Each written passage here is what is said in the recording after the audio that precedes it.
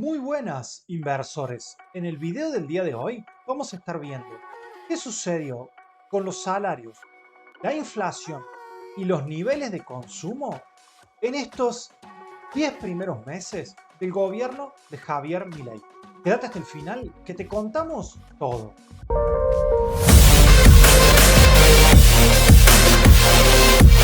Consularg, el canal que te convertirá en un value investor profesional.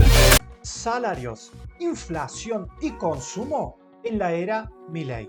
En primer lugar, vamos a estar viendo algunos párrafos del mensaje que enviaron el ministro de Economía, Luis Caputo, y el jefe de gabinete de ministros, Guillermo Francos, al Congreso de la Nación, Cámara de Diputados y Cámara de Senadores de la Nación, presentando el proyecto de presupuesto para el año 2025. Y veamos cuáles son los objetivos de este presupuesto. El presupuesto que se presenta refuerza el compromiso inclaudicable del gobierno nacional con el equilibrio fiscal, condición necesaria para reducir la inflación y fortalecer los instrumentos de estabilización macroeconómica, que redundarán en la recomposición del poder adquisitivo de los ingresos y el fortalecimiento del mercado interno. La nueva política fiscal permitirá profundizar las políticas públicas vinculadas con el acompañamiento social sin intermediaciones, la recuperación de las capacidades en materia de seguridad y defensa y la modernización y simplificación del Estado. Veamos qué es todo esto. En primer lugar, nos dice que este presupuesto va a estar presentando y reforzando el compromiso con el equilibrio fiscal. ¿Qué significa equilibrio fiscal? Lo que veíamos ya en nuestros videos de finanzas personales y familiares. Los ingresos del gobierno van a ser iguales a sus gastos. Y como lo venimos viendo desde el mes de enero hasta el mes de septiembre inclusive, se ha dado un superávit fiscal. Quiere decir que los ingresos del gobierno han sido superiores a sus gastos. O lo que es lo mismo, la recaudación ha sido superior a lo que el gobierno ha gastado. Condición necesaria para reducir la inflación, porque como dice el presidente de la Nación, Javier Milei, sostienen esto que ya decían los monetaristas, con Milton Friedman a la cabeza. La inflación es en todo tiempo y lugar un fenómeno monetario. De aquí que al no haber déficit fiscal, no se tiene que realizar emisión monetaria a través del Banco Central vía la Casa de la Moneda, recientemente cerrada, por cierto, por el gobierno nacional.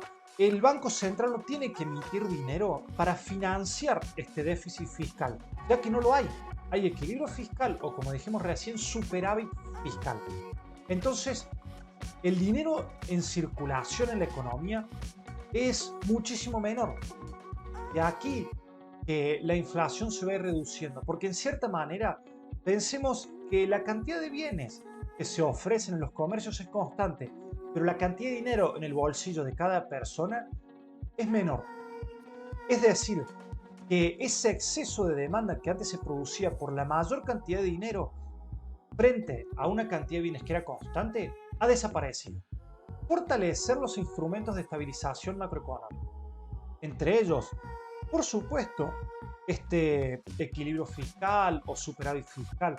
Reducir la deuda del Estado, ya que al haber superávit fiscal ya no necesita el gobierno tomar deuda, ya sea del Banco Central vía la emisión monetaria o de organismos multilaterales de crédito, como lo han sido el FMI, como lo ha sido el Banco Mundial, el Banco Interamericano de Desarrollo. Y esto redundará en la recomposición del poder adquisitivo de los ingresos. Al disminuir la inflación, nuestros ingresos en términos reales se van a tornar medianamente constantes. Y poder adquisitivo significa que nosotros con nuestra cantidad de dinero podemos adquirir mayor cantidad de bienes. Es decir, por más que en términos nominales nosotros sigamos ganando, por ejemplo, $1000, al reducirse la inflación, con esos $1000 vamos a poder estar comprando más o menos la misma cantidad de bienes a lo largo del tiempo. Y el fortalecimiento del mercado interno. Las prioridades de las políticas públicas. nos dice que respecto de la asistencia social, se avanzó en la eliminación de intermediarios para el acceso a los beneficios. Lo habremos escuchado en reiteradas oportunidades al presidente Javier Milei diciendo que la ministra Petovelo directamente iba a estar receptando a quienes se enviaran los pedidos de planes sociales sin ningún tipo de intermediario, a la vez que se incrementaron los valores de la asignación universal para la protección social, la UH, asignación universal por hijo, y otras asignaciones en un 374% entre el mes de noviembre de 2023 y agosto de 2024. De la prestación alimentar en un 138%, del plan 1000 días en un 1323%. Y este punto es muy importante. Estas asignaciones sociales pasaron a cubrir de un 55% de la canasta básica alimentaria en noviembre de 2023 a un 98% de esta canasta en agosto del año 2024. De esta manera podemos ver cómo el gobierno ha buscado, según estas estadísticas que ellos mismos presentan, cuidar a los sectores más vulnerables, que son aquellas personas que reciben este tipo de asignaciones sociales.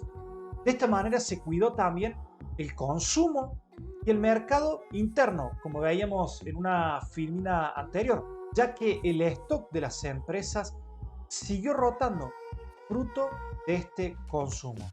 Y en cuanto a jubilaciones y pensiones, nos dice que cuando se encontraba vigente la anterior fórmula de movilidad, los jubilados y pensionados continuaban perdiendo poder adquisitivo frente a la inflación, ya que si bien su jubilación, su pensión en términos nominales crecía, lo hacía menos que la inflación.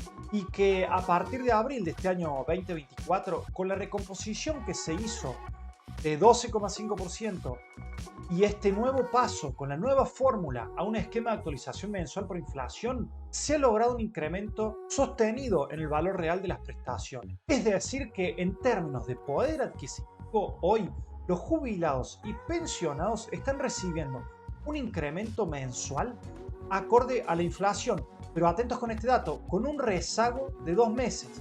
Es decir, que el incremento que percibieron en términos nominales en este mes de octubre se computó con base en la inflación del mes de agosto, muy superior a la de septiembre, por supuesto. Recordemos que había sido de un 4,2% frente a la de septiembre, que fue de un 3,5%. Y punto importante este también, se espera que se continúe con este proceso de desinflación. De hecho, ya consultoras privadas están estimando que la inflación de este mes de octubre puede estar en un 3,1, 3,2%. Entonces, es esperable que las jubilaciones continúen incrementando su poder adquisitivo.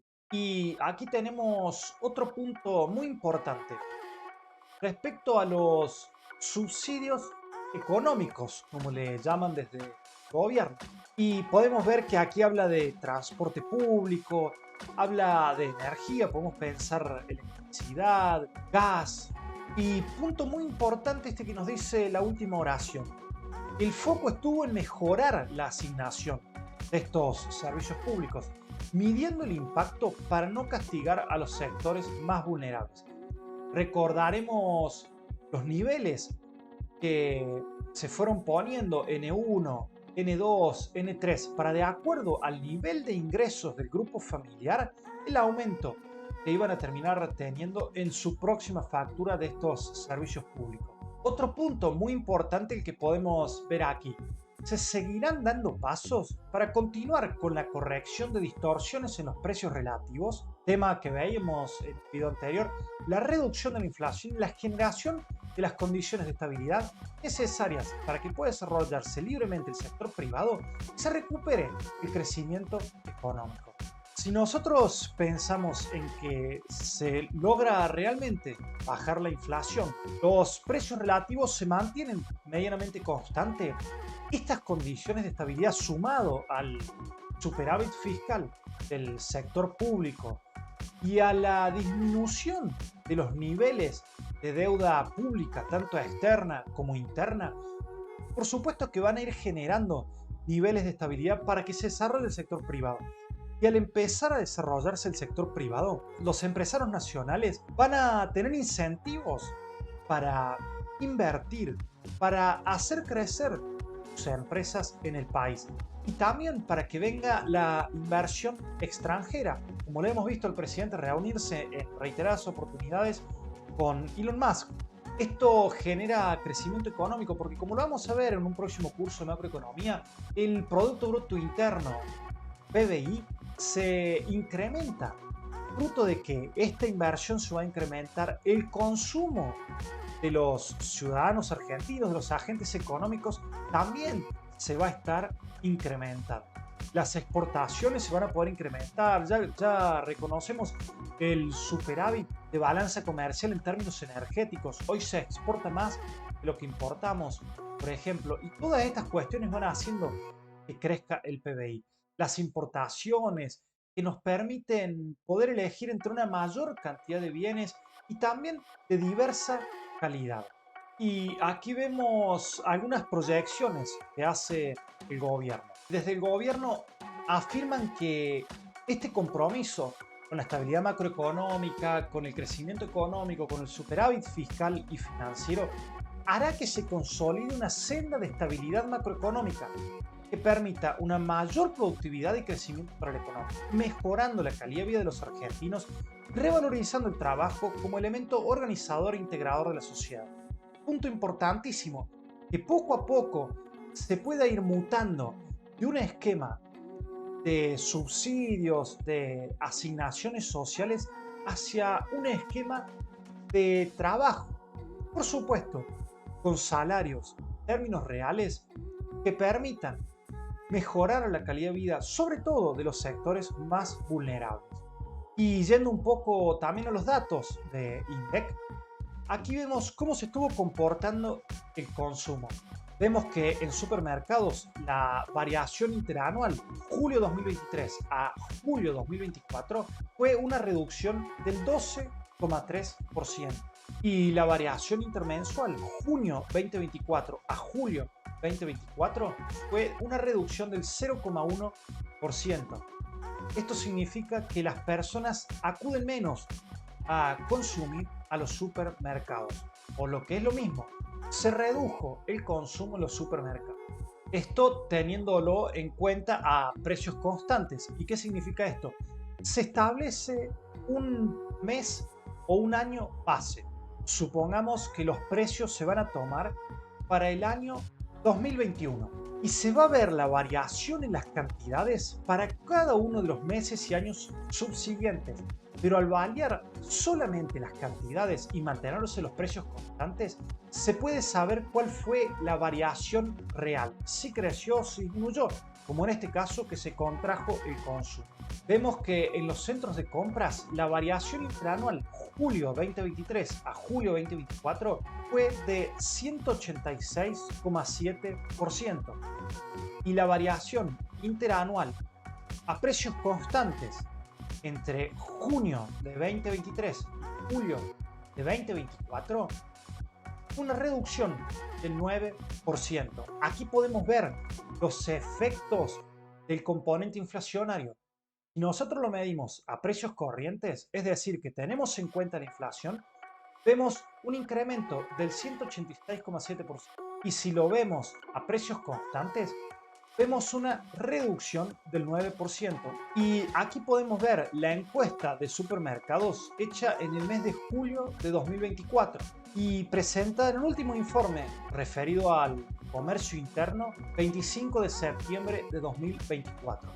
Nuevamente, muy importante, este es el nivel general con las ventas tomadas a precios constantes, es decir, deflactado de inflación. Vemos que la variación intermensual junio 2024 a julio 2024 fue una disminución del 0,1%. La interanual julio 2023 a julio 2024 fue una reducción del 12,3%. Y la acumulada en lo que va del año, enero 2024 a julio 2024, una disminución del 11,7%. Y aquí podemos ver algunos datos más que nos presenta este informe del comercio. ¿Cuáles fueron los medios de pago utilizados en los supermercados? Aquí vemos que el efectivo creció en un 141,5% en términos interanuales. Es decir, que en julio de 2024 respecto a julio de 2023, la gente incrementó casi una vez y media el uso de efectivo para pagar. Tarjetas de débito se incrementó en un 197,4%, es decir, que las personas triplicaron prácticamente su uso de tarjetas de crédito en los supermercados. Una variación del 375,8% en otros medios de pago y una variación del 290,9% en el uso de tarjetas de crédito. Punto muy importante este último, ya que vemos que se cuadriplicó el consumo en supermercados con tarjetas de crédito. Y aquí tenemos cómo se incrementaron por canales de venta. Vemos que en los salones de venta, en los supermercados, se incrementó en julio de 2024 con respecto a julio de 2023 en un 228,9%. Y las ventas online se incrementaron en julio de 2024 con respecto a julio de 2023 en un 233,6%. Y en este gráfico podemos ver las ventas por grupo de artículos a julio de 2024. Vemos que bebidas fue un 10,8% del total de las ventas en supermercados. Almacén un 28,7%. Ganadería un 4,3%. Y así sucesivamente.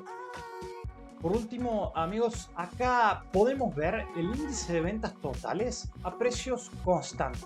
Vemos que la serie original es la que está en negro. La serie desestacionalizada, es decir, que se le ha quitado el componente estacional, que tiene que ver con las estaciones del año, con festividades religiosas, entre otras, varía bastante menos aquí en amarillo que respecto a la serie original, que es la negra. Y si vemos la serie tendencia ciclo, aún vemos que es muchísimo más estable y muchísimo más representativa a la hora de tomar decisiones. Sin más, inversores, esperamos que este video les sea de utilidad, que este análisis que estamos haciendo, el último informe de INDEC del 25 de septiembre de este año 2024 sobre el comercio interior, sirva para la toma de decisiones, particularmente para quienes son emprendedores. En próximos videos vamos a continuar analizando cómo viene marchando el gobierno de Javier Milei en estos temas. Recuerden darle me gusta al video, suscribirse al canal y activar la campanita para no perderse ninguno de nuestros próximos videos.